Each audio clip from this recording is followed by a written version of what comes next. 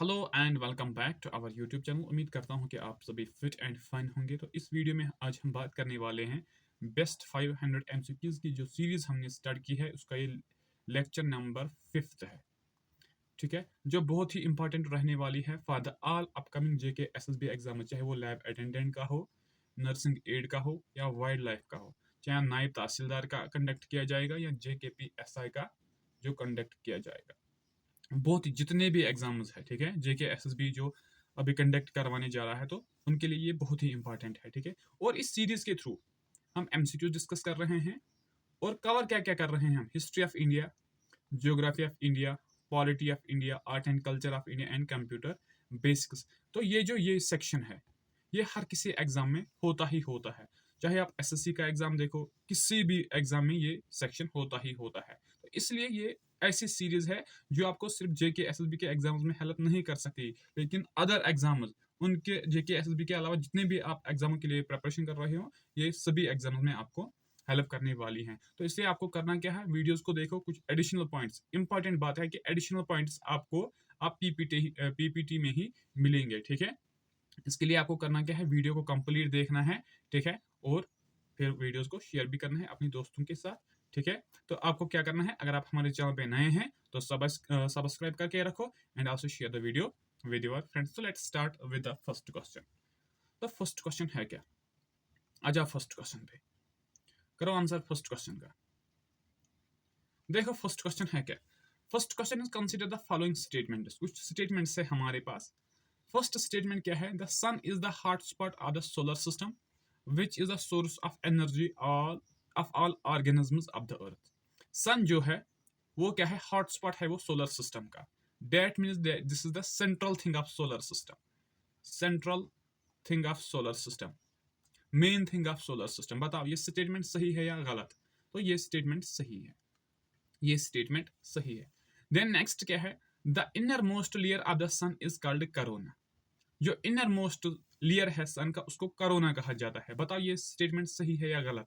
ये स्टेटमेंट गलत है। तो जो इनर वाला पार्ट है, यहाँ पे आप देखो, जो इनर वाला पार्ट है उसमें 3 सब पार्ट्स है। एक तो कोर आ जाएगा, radiative zone and then convection zone. जो आउटर लेयर्स है, आउटर लेयर्स में photosphere, chromosphere and transition region. जो आउटर वाला पार्ट है, जो आउटर वाला पार्ट है उसको हम कहते हैं corona. That means the outer part is known as corona. तो ये स्टेटमेंट गलत हो जाएगा। हमें क्या अब बताना है, इज आर करेक्ट। करेक्ट कौन सा स्टेटमेंट है, that is the only one statement is the correct. अब ये जो सन है, this is located as the centre of solar system. ये सोलर सिस्टम जो हमारे पास है विद 8 प्लैनेट्स, ये उनके सभी सेंटर में ये सन हमारा लोकेटेड है। ठीक है, right. It is also termed as the father of solar system, और इस सन को कहा जाता है क्या, father of solar system. That means अगर सन नहीं है तो सोलर सिस्टम एग्जिस्ट ही नहीं हो जाएगा। ठीक है, and this solar system is located centre पे, ये हमने बात की है। अगर इसकी कंपोजिशन, सन किन किन गैसों का बना हुआ है, उसमें मेन जो 2 गैसेस है, that is hydrogen and helium. Hydrogen की कंसेंट्रेशन कितनी है, 71%, एंड हीलियम की कंसेंट्रेशन कितनी है, 26.5% उसकी कंसेंट्रेशन है, एंड द अदर गैसेस की कंसेंट्रेशन है 2.5%। और जो हमारा सोलर सिस्टम है उसका जो 99.86% जो मास है वो ओनली कंटेन कर देता है क्या, सन। आप उम्मीद करो कि कितना बड़ा सन है और हमें कितना छोटा दिख रहा है। ठीक है, राइट। तो आंसर क्या होगा, ऑप्शन नंबर ए हमारा करेक्ट आंसर हो जाएगा। ठीक है, और इंपॉर्टेंट बात है कि पीडीएफ के लिए, कि ये पीडीएफ बहुत इंपॉर्टेंट है आपके लिए। पीडीएफ के लिए आप ज्वाइन करो हमारी टेलीग्राम चैनल, जिसकी लिंक हमेशा डिस्क्रिप्शन में रहती है।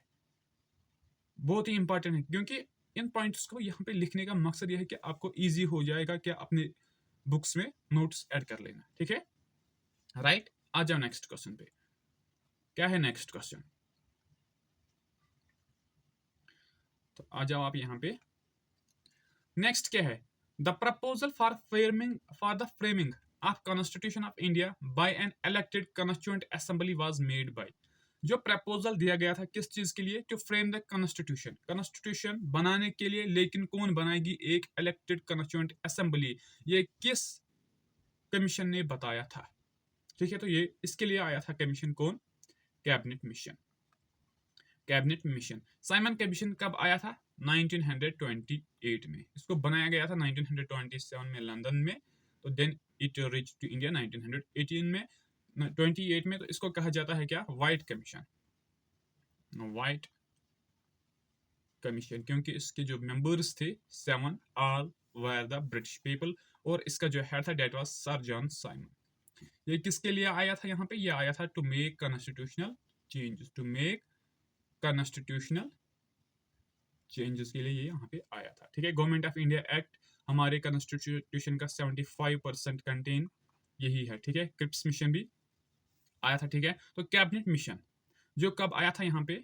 फरवरी 1946 में, India by the Attlee government. और किसने भेजा था?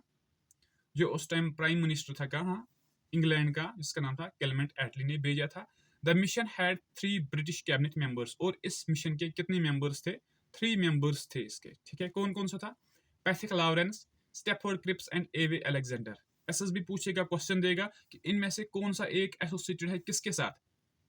कैबिनेट मिशन के साथ। हो सकता है 2 देगा और 2 कुछ और होंगे। ठीक है, तो इसलिए इन नेम्स को याद रख लेना। ठीक है, the cabinet mission aim to discuss transfer of power from British India, from British to Indian leadership.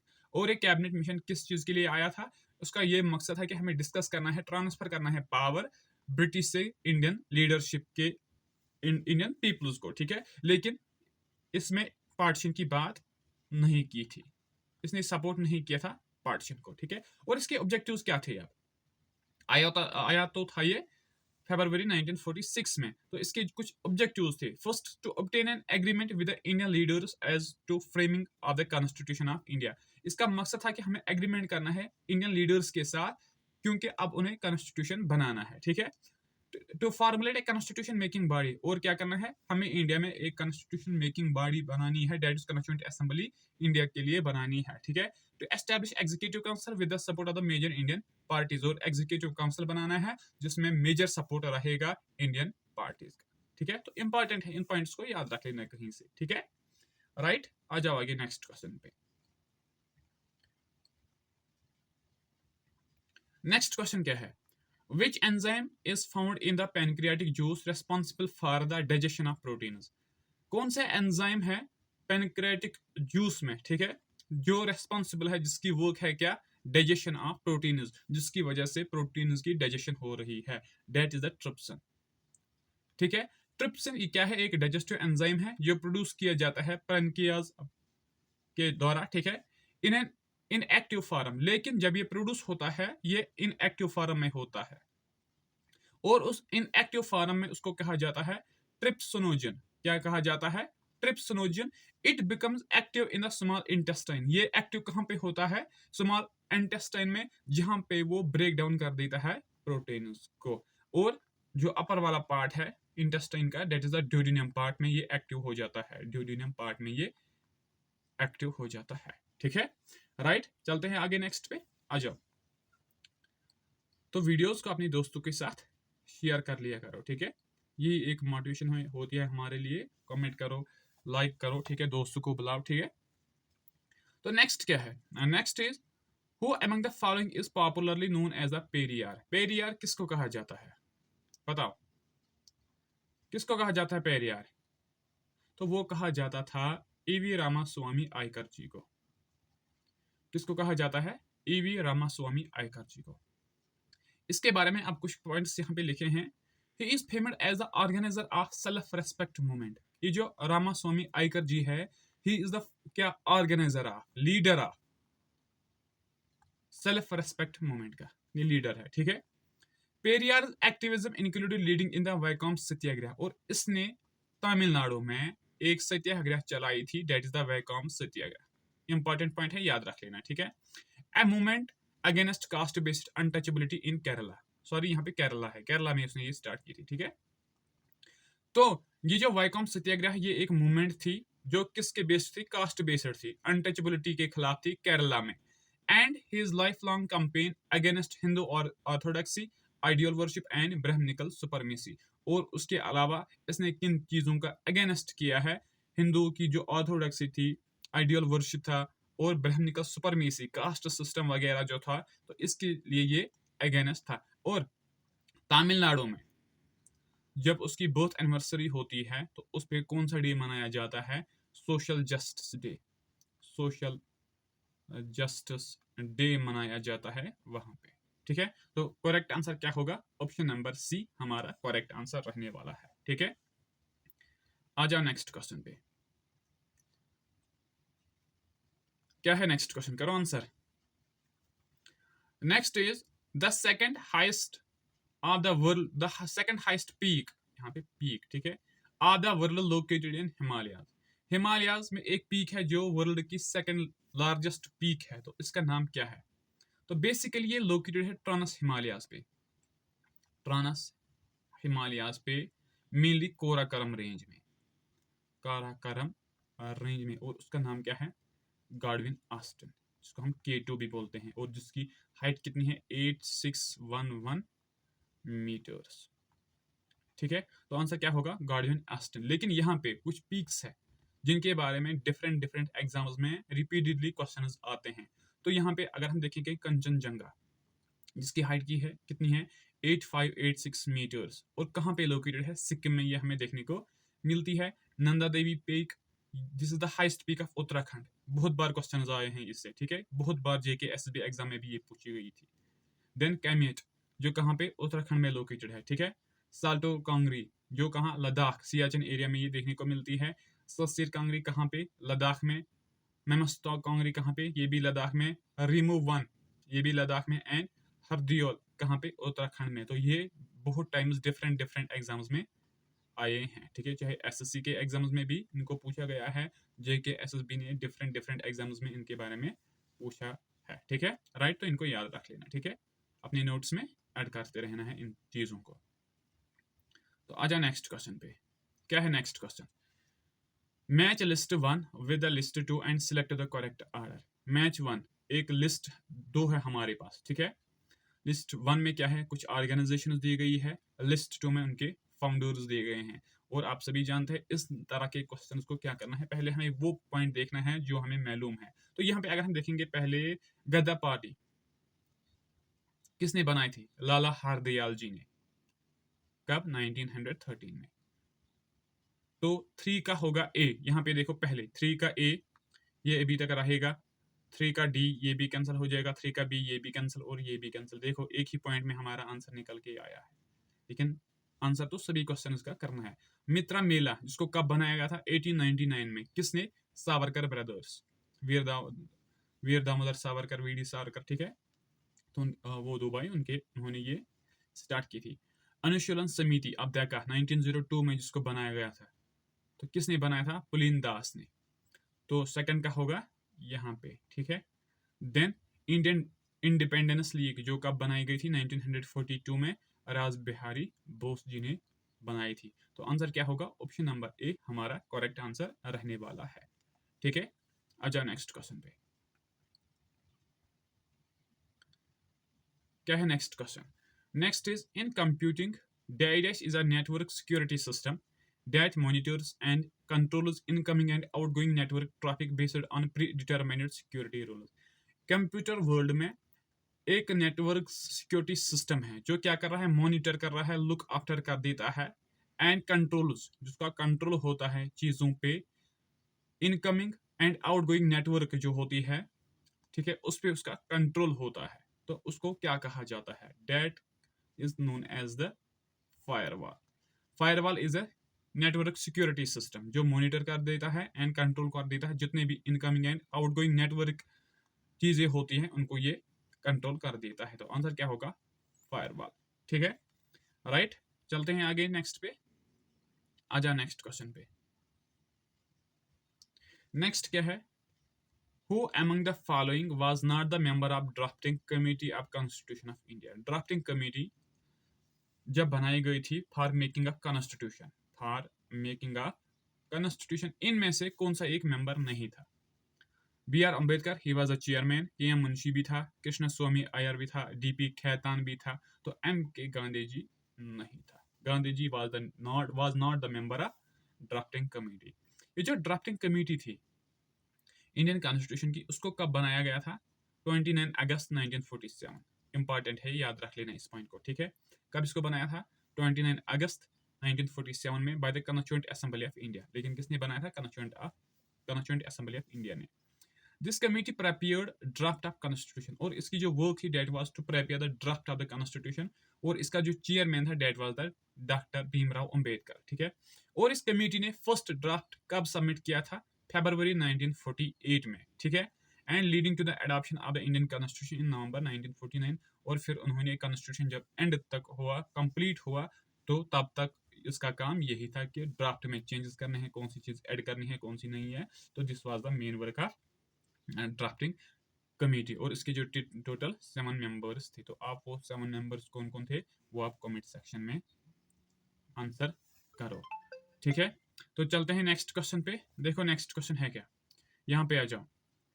Next is second generation computers can be characterised largely by their use of. Second generation जो computers है उनमें कौन सी technology use की जाती थी? तो first generation की अगर हम बात करेंगे उसमें वैक्यूम ट्यूब्स थे, वैक्यूम ट्यूब्स थी, जिसकी वजह से क्या, ये जो कंप्यूटर्स थे उनका साइज बहुत ही लार्ज था, ठीक है, वो जल्दी हीट अप हो जाते थे। लेकिन फिर चेंज आई टेक्नोलॉजी में, तो फिर कौन से चीज यूज किए गए थे? That was the transistors. Transistors second generation में यूज किए गए थे। देन आईसी चिप्स, जिनको हम सिलिकॉन चिप्स कहते हैं, वो थर्ड जनरेशन में यूज किए गए थे। देन डे टू डे जो टेक्नोलॉजी यूज की गई आई है, तो चेंजेस इसमें आई है। और ये जो जनरेशन है, कंप्यूटर की जनरेशन है, कंप्यूटर की जनरेशन को जब टेक्नोलॉजी चेंज हो गई तो नई जनरेशन क्या ऐड हुई है। और अभी तक हम कहते हैं कि कंप्यूटर की 5 जनरेशंस है, ठीक है। तो आंसर क्या होगा? ट्रांजिस्टर्स हमारा करेक्ट आंसर हो जाएगा, ठीक है। आ जा नेक्स्ट क्वेश्चन पे। देखना ये क्वेश्चन बहुत लोगों को गलत हो जाएगा, देख लेना, आप आंसर करो इस क्वेश्चन का। क्वेश्चन क्या है? Who is known as the father of Indian ornithology. Ornithology का मतलब क्या है? Study of birds, study of birds. बहुत सारे लोग यहाँ पे आंसर करेंगे सलीम अली। सलीम अली को कहा जाता है bird man of India, bird man of India, not the father of Indian ornithology. बताओ किसको कहा जाता है? क्या आंसर? बहुत सारों ने गलत किया होगा। इसका आंसर है एलियन ऑक्टिमन ह्यूम, A.O. ह्यूम। और इसको सलीम अली ने ही कहा था फादर ऑफ इंडियन ऑर्निथोलॉजी, ठीक है। And this A.O. Hume was also the founder of Indian National Congress 1885, वही वाला A.O. ह्यूम है ये, ठीक है। And he belongs to which country? Scotland, Scottish था ये, स्कॉटिश पर्सन था जो यहाँ पे वर्क कर रहा था as civil servant, civil servant. Salim Ali national park किस डिस्ट्रिक्ट में लोकेटेड है? सलीम अली नेशनल पार्क किस डिस्ट्रिक्ट में, जम्मू एंड कश्मीर के किस डिस्ट्रिक्ट में ये लोकेटेड है? कमेंट सेक्शन कमेंट करके बता देना, ठीक है। इससे आपका इंटरेस्ट भी या इंक्रीज होता जाएगा जब आप भी आंसर करोगे, ठीक है, राइट। आ जाओ नेक्स्ट क्वेश्चन पे। नेक्स्ट क्वेश्चन क्या है? Next is Which of the following struggles were launched by the All India Kisan Sabha? All India Kisan Sabha जिसको बनाया गया था 1936 में, किसने? स्वामी सहजानंद सरस्वती जी उसका फर्स्ट प्रेसिडेंट था, ठीक है। तो इसने कौन कौन सा इनमें से स्ट्रगल लॉन्च किया था? तो फर्स्ट है एंटी सेटलमेंट मूवमेंट अगेंस्ट जमींदारी जुल्म इन आंध्रा। आंध्रा में उन्होंने एक मूवमेंट स्टार्ट की है, किसके खिलाफ? जमींदारी जुल्म के खिलाफ। तो ये स्टेटमेंट सही है, ठीक है। The movement for the abolition of zamindari system in Bihar, और इसने एक मूवमेंट स्टार्ट की है कि जो जमींदारी सिस्टम है कहाँ पे? बिहार में, वो खत्म होना चाहिए, ये भी सही है। The movement against the oppressive forest laws in South India, ये भी उन्होंने एक मूवमेंट स्टार्ट की थी जिसके अगेंस्ट जो फॉरेस्ट लॉज थे, ऑपरेसिव फॉरेस्ट लॉज थे साउथ इंडिया में, उनके खिलाफ भी उन्होंने क्या मूवमेंट लॉन्च की है। Then anti Razakar movement in the state of Hyderabad, नहीं, ये गलत है। आंसर क्या होगा? Option number B. अब ये जो किसान सभा है, ऑल इंडिया किसान सभा, ये जो ऑर्गेनाइजेशन थी, इसको हम और किस नाम से जानते हैं? अखिल भारतीय किसान सभा, ठीक है। दिस वाज द पीजेंट और फार्मर विंग, ये था पीजेंट मूवमेंट या फार्मर मूवमेंट थी, ठीक है, जो एसोसिएटेड है, जो एक पार्ट थी Communist Party of India. M N Roy ji ने जिसको फाइंड किया था 1925 में, और इसी एम एन रॉय जी ने क्या फर्स्ट टाइम बात की थी कि वी नीड कॉन्स्टिट्यूंट असेंबली 1934 में। ठीक है, तो राइट, तो ये विंग थी अब किसकी, कम्युनिस्ट पार्टी ऑफ इंडिया की। ऑफिशियली इसको कब बनाया गया था, 1936 में, जब कांग्रेस का लखनऊ सेशन था। ठीक है, और इसका जो प्रेसिडेंट बनाया गया था that was the Sahajanand Saraswati. ठीक है, तो करेक्ट आंसर क्या होगा, 1, 2 and 3 statements are the correct. ठीक है, आ जाओ नेक्स्ट क्वेश्चन पे, आ जाओ, करो आंसर नेक्स्ट क्वेश्चन का।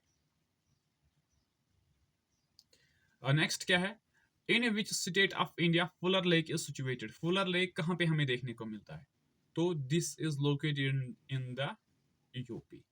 यूपी में ये फुलर लेक हमें देखने को मिलता है। लेकिन JKSSB ने जितने एग्जामों में जिन लेक्स की बात की है वो लिस्ट यहाँ पे आपके सामने है। फर्स्ट इज वेबनाड लेक, जो कहाँ पे है, केरला में।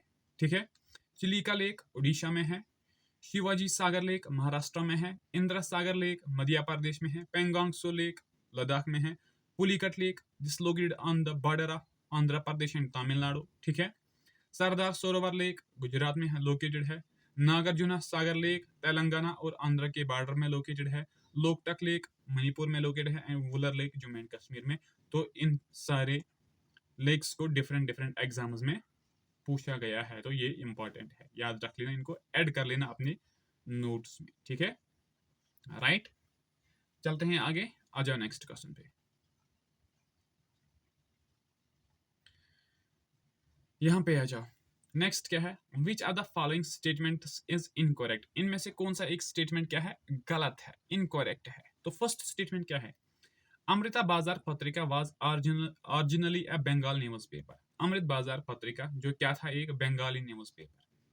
अब तक तो सही है, but became a full fledged English paper in 1878। लेकिन ये बना है क्या, then after it changes its language and became an English language newspaper कब, 1878, in order to the circumvent the vernacular press act of 1878। लेकिन कब, जब लॉर्ड लिटन के टाइम पे एक एक्ट पास किया गया था, vernacular press act, vernacular press act.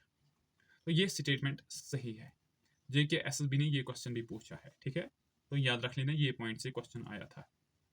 Which was the Indian newspaper जिसने अपनी लैंग्वेज चेंज की है जब वर्नाक्युलर प्रेस एक्ट पास किया गया था 1878 में।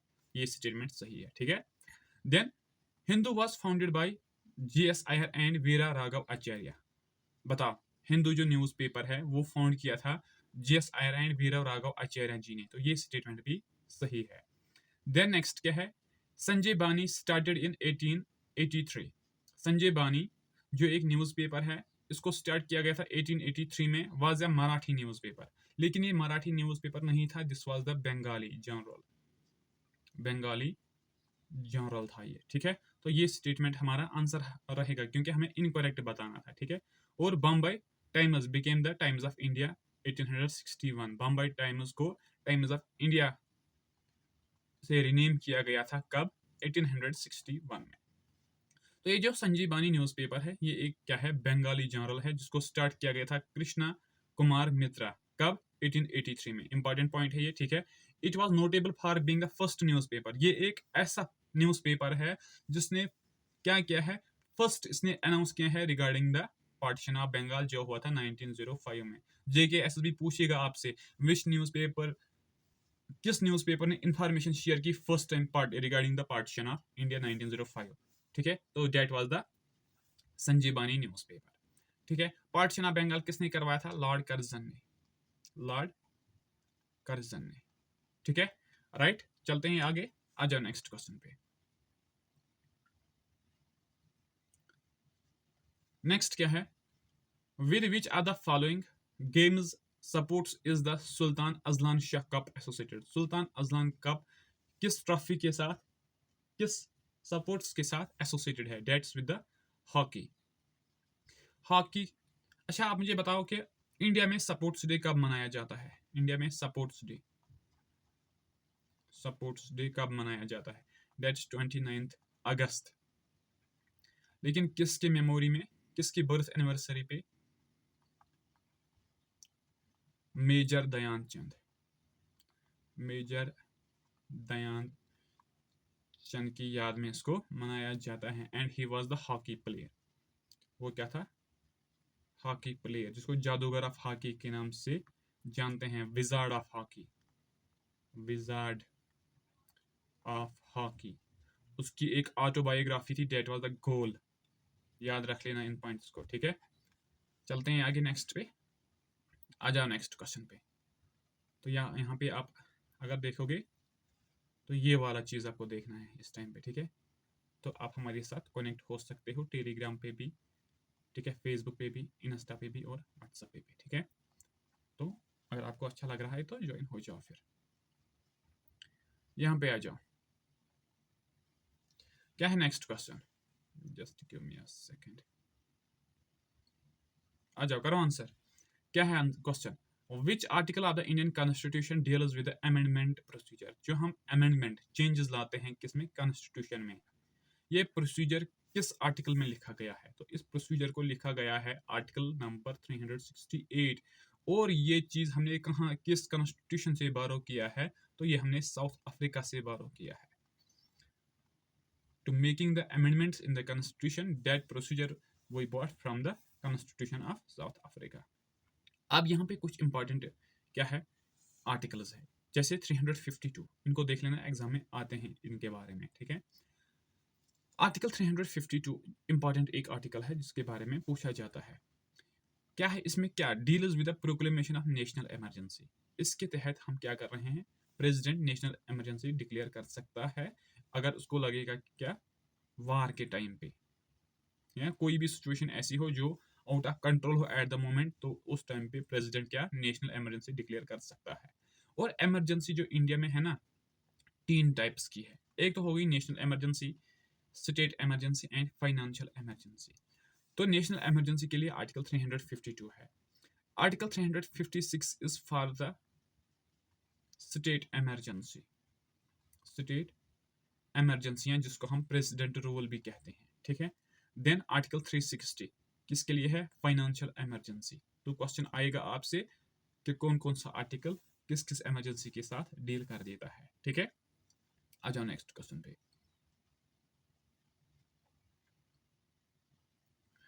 यहाँ पे आ जाओ। Who among the following is known as the father of Muslim Renaissance in Bengal? किसको जहाँ कहा जाता है फादर ऑफ मुस्लिम रेनेसांस? जिसको जिस तरह राजा राम मोहन राय जी को कहा जाता है क्या, renaissance, that means the father of rebirth, father of change, जिसने क्या इतनी हार्ड वर्क की है कि सो डैट कि जो उस कम्युनिटी के लोग हैं उनमें क्या, वो मॉडर्न एजुकेशन के लिए क्या तैयार हो गए। एंशिएंट टाइम्स आपको पता है कि मॉडर्न इंग्लिश एजुकेशन को एक अच्छा चीज़ नहीं माना जाता था, ठीक है। अब हमें बताना है कि मुस्लिम्स का रेनेसां कौन है। That was the Nawab Abdul Latif Khan. कौन था? Nawab Abdul Latif Khan. And he motivated इन लोगों को, Muslims of Bengal, to learn English education, to learn English education, to study English education, ठीक है। और इसको नवाब जो टाइटल मिला था ना उसको, वो दिया था ब्रिटिश लोगों ने, otherwise he was not the Nawab. ये इसको मिला था, किन लोगों ने दिया था? ब्रिटिश लोगों ने दिया था 1880 में, ठीक है। इंपॉर्टेंट पॉइंट है ये। आ जाओ नेक्स्ट क्वेश्चन पे। नेक्स्ट क्या है? Next is who among the following are called the amphibians of plant kingdom? किनको कहा जाता है amphibians of plant kingdom? Amphibians वो मैमल्स है जो कहाँ पे रहते हैं? वाटर में भी और लैंड में भी। और इसी तरह कौन सा प्लांट किंगडम में किस प्लांट को कहा जाता है क्या? Amphibians of plant kingdom, that is the bryophytes. किनको कहा जाता है? बैरोफाइट्स में। बैरोफाइट्स को एम्फीबियंस ऑफ प्लांट किंगडम कहा जाता है बिकॉज दीज प्लांट्स दो लिव इन सॉइल। ये प्लांट्स जो है रहते हैं कहाँ पे? सॉइल में, but they need water for sexual reproduction. लेकिन उनको वाटर की जरूरत है फॉर सेक्सुअल रिप्रोडक्शन, तो इसलिए इनको कहा जाता है क्या? एम्फीबियंस ऑफ प्लांट किंगडम, ठीक है। तो आंसर क्या होगा? Option number 3, बैरोफाइट्स। आ जाओ यहाँ पे नेक्स्ट क्वेश्चन पे। करो आंसर नेक्स्ट क्वेश्चन का, जल्दी से करो, जल्दी जल्दी जल्दी।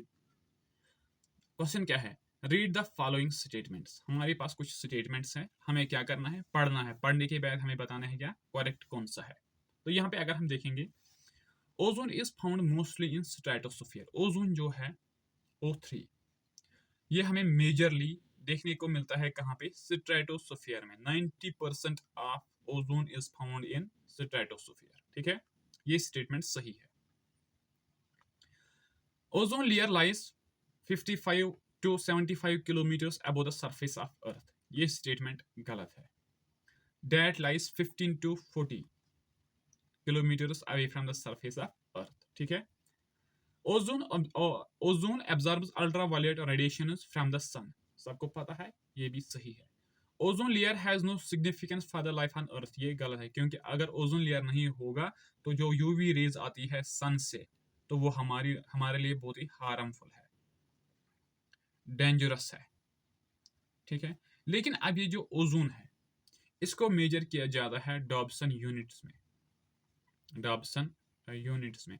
और जो ओजोन कहाँ पे प्रेजेंट है, स्ट्रेटोस्फीयर में, उसकी जो वेड्थ बताई जाती है that is 300 Dobson units. 300 Dobson units है उसकी वेड्थ। ठीक है, लेकिन जो ओजोन है, this is now two types, एक तो है बैड ओजोन, एक तो है गुड ओजोन।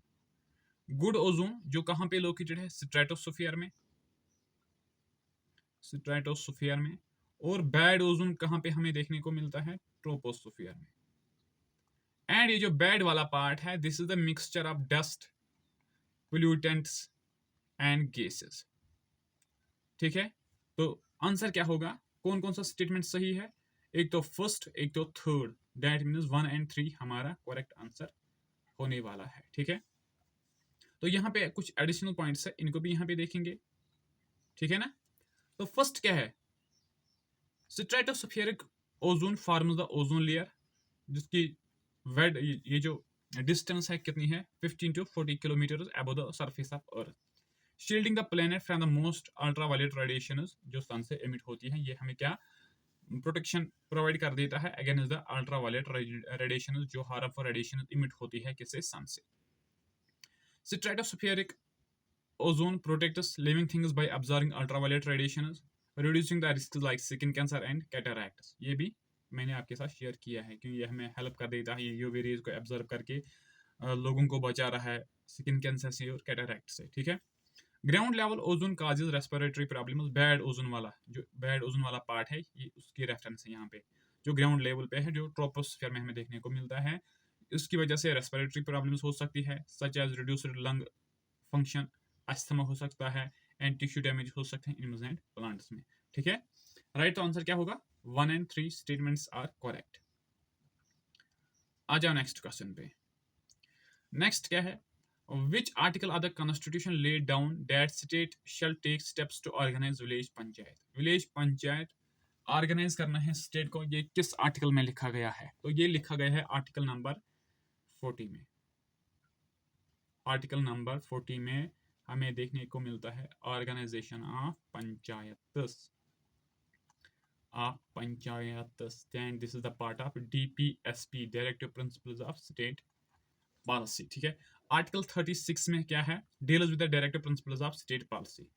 और DPSP जो स्टार्ट होते हैं आर्टिकल 36 से 51 तक, और उसका जो आर्टिकल नंबर 36 है उसमें लिखा गया है कि हमें इंफॉर्मेशन मिल रही है कि directive principles of state policy के रिगार्डिंग। ठीक है, आर्टिकल 73, आर्टिकल 73 जो है इंडियन कॉन्स्टिट्यूशन का, ये डिफाइन कर देता है extent of executive power of union government, कि यूनियन गवर्नमेंट का एग्जीक्यूटिव पावर का एक्सटेंट कितना है, तो ये लिखा गया है आर्टिकल 73 में।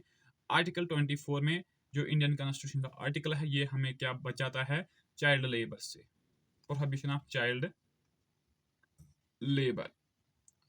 ठीक है, तो इसमें क्या लिखा गया है कि जो भी बच्चे अप टू 14 ईयर्स होंगे वो एम्प्लॉयमेंट नहीं करेंगे हैजार्डियस वर्क पे, चाहे फैक्ट्रीज में, माइंस में, या किसी हैजार्डियस एम्प्लॉयमेंट में वो काम नहीं कर सकते हैं। ठीक है, राइट, चलते हैं आगे नेक्स्ट पे। तो क्या है हमारा नेक्स्ट क्वेश्चन, आ जाओ करो answer. Next is which are the following statements about the reason regime of Lord Lytton, जिसने रूल किया है 1878 से अप टू 76 से 80 तक, is are incorrect. Lord Lytton, जिसको हम कहते हैं क्या, अनपॉपुलर वाइसराय, अनपॉपुलर वाइसराय या viceroy of reverse character, reverse character. फिर हम कहेंगे कि क्यों उसको कहा जाता है, पहले हम पॉइंट्स को देखेंगे, ठीक है। तो फर्स्ट स्टेटमेंट क्या है, the reactionary regime of Lord Lytton gave a visible forum to the Indian nationalism. इस पे बात करेंगे, एक सेकंड। हाँ, फर्स्ट ऑफ ऑल ये स्टेटमेंट सही है, ये स्टेटमेंट सही है, ठीक है, इस पे बात करेंगे। Second is the Afghan war during his period improve the economic position of India. और ये सब लोगों को पता है कि जब भी कोई वॉर होता है तो उससे क्या होता है कि जो इकोनॉमिक पोजीशन होती है वो खत्म हो जाती है, वो वीक हो जाती है। तो ये स्टेटमेंट गलत है, ठीक है। Then he arranged the Delhi Darbar to declare Queen Victoria as the Empress of India 1866 में उसने इसको डिक्लेयर किया था एम्प्रेस ऑफ इंडिया। ये स्टेटमेंट भी सही है। His arms act permitted Indians to keep arms, ये गलत है।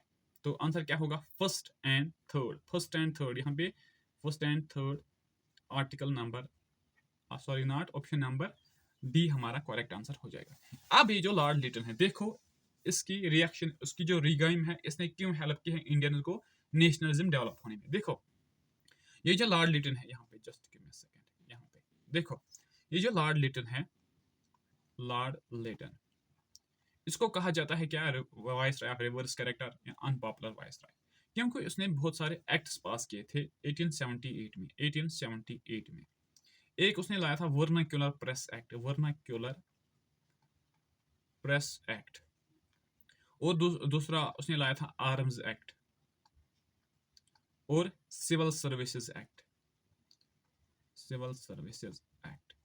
जो वर्नाक्यूलर प्रेस एक्ट उसने लाया था, उसने कहा था कि अब जितने भी न्यूज़पेपर्स यहाँ इंडिया में हैं डिफरेंट लैंग्वेजेस के, तो उनकी जो फर्स्ट कॉपी है वो आएगी हमारे दरबार में।